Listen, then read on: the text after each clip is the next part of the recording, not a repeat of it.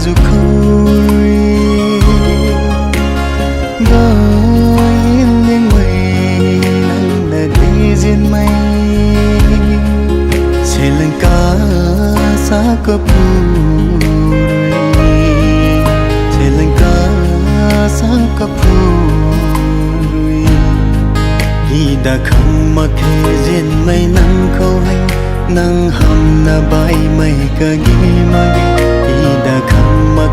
riêng mây nắng khâu hay upon thi khăn nắng na đi thế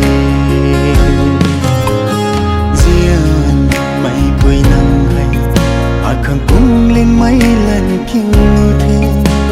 riêng mây quỳ nắng hay khăn cũng lên mây lần kêu thế cũng na sao riêu cánh tung gió đâm đầu mây ra bụi ni đâm suy hàng lâu đi nghe đâm lâu mây ra bụi ni đâm suy hàng lâu đi nghe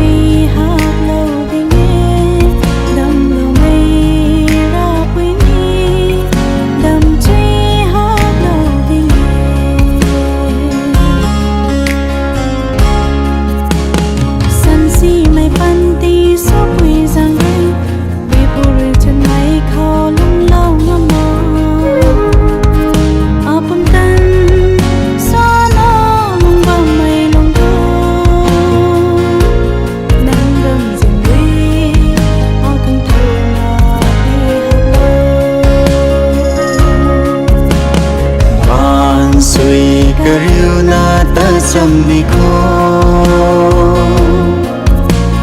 phần thì khâu này là phù ni ren ra phù ni